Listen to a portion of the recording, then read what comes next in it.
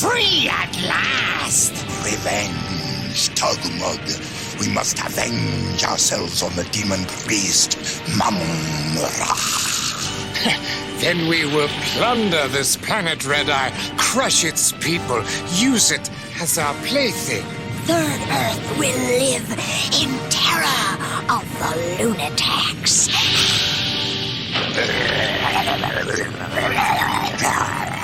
Wait a minute, Humbug. Who freed us and why? Hey everyone, welcome to the channel. This is FiveXFive and I'm Simo. If you haven't already, smash that like and sub button. Now grab your fave bevy, a seat, and let's get into it. I am back to talk to you about Red-Eye. This is ThunderCats Ultimate's Red-Eye by Super7. I got mine from Big Bad Toy Store in the US. You can find them on their website. There's no Canadian distribution as far as I know. The only other way to get them is on Amazon Canada, and that's not really reliable. This is what he looks like. This is what's in the box from the front, from the side, the other side, and the back. You can pause if you want to read it. Right, now what's in the box?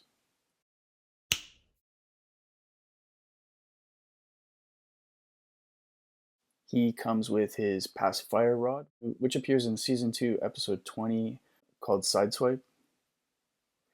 He also comes with an alternative head. Look at his cute little horns. Look at his tongue. Looks kind of angry, and his cute little pointed ears.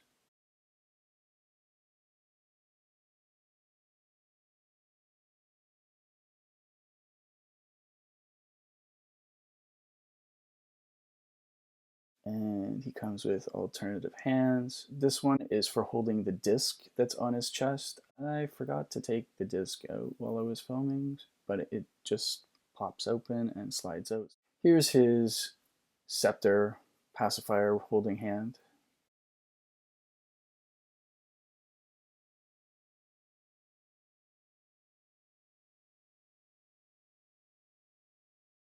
And here's another product shot of everything that comes in the box. Let's talk about articulation. He's a little bit heavy. He feels thick and substantial.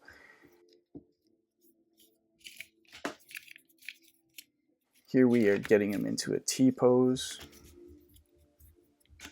So he's got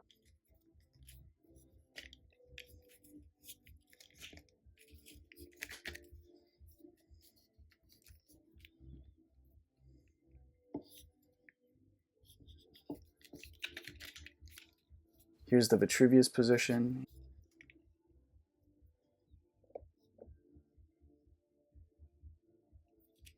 Here's the T position. He swivels and hinges at the shoulder.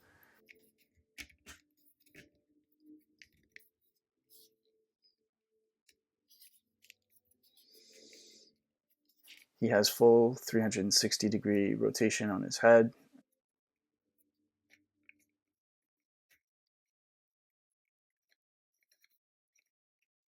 And the other shoulder.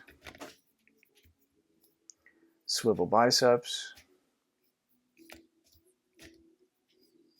It's a little tough, but single jointed elbows, full wrist rotation, pivot, swivel, hinge. The other arm.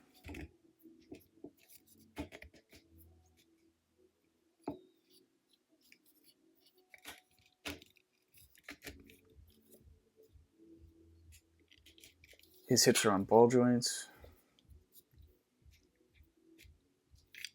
Yes. Single jointed knees. Kind of a limited range of motion, but it's perfectly fine for this particular character. He's not supposed to be an acrobat. It's a pivot joint. It has a little bit of a pivot in there. The ankles swivel, hinge, and pivot so they can stand on an angle. He's got his little clothed feet.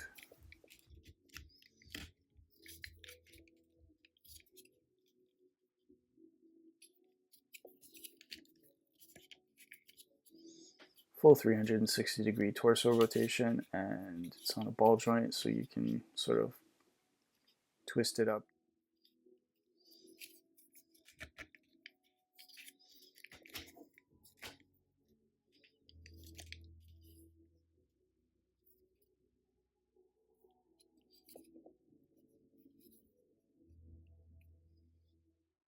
Now, what do I think of Red Eye? I think he's a really cool action figure. I am not sad at all that I bought him.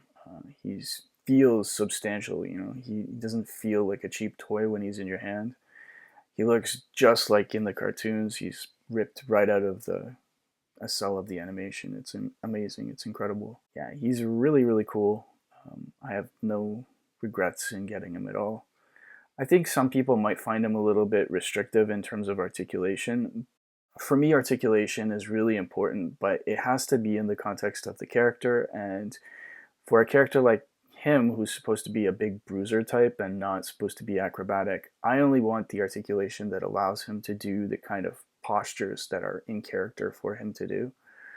So I'm not upset about his articulation, but if you're somebody who just wants a ton of articulation and wants to be able to put that figure in, you know, the most acrobatic postures, you will probably be a little bit frustrated by this, by his level of articulation. And I know some people do feel that way, and that's a common criticism I see of Super7.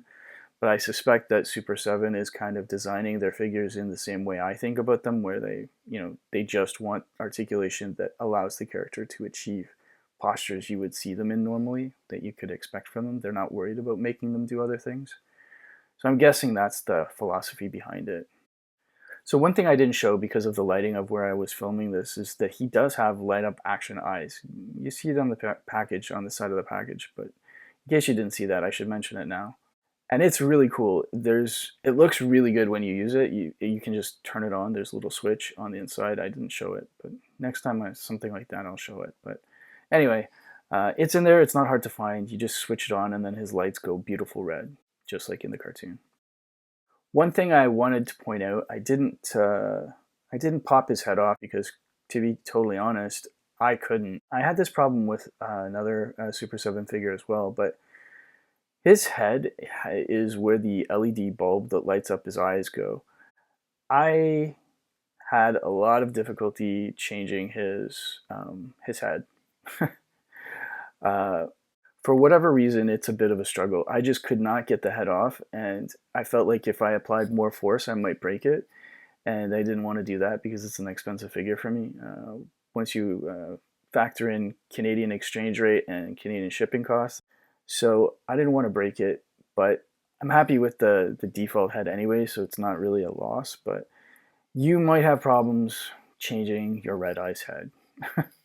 So keep that in mind. That's something that may bother you.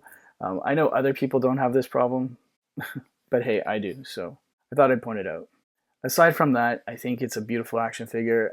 I don't know, I haven't sort of worked out a numerical system. Maybe I'll roll that out at some point in my reviews, but this guy's like a 9 out of 10. I'm really not disappointed in anything to do with this guy. If you want to complete your Lunatics, you're going to need him, and he's just such a cool figure. So, no regrets. The only thing I ding him for is the difficulty in English. The only thing I ding him for is the difficulty in swapping out his head. Hands are no problem. The disc comes out of his chest really easy. The scepter was a little bit difficult to get into his hand as well, so you might want to heat up his hand in some boiling water. It's all very hard plastic, so it's durable, but it's also kind of difficult to get in place sometimes. So aside from that, though, I have no complaints about the figure, and like I said, if I were to rate him, I'd give him a good 9 out of 10. I'm very happy with him, no regrets. And here's some comparisons with Wily Kit, with Lion-O,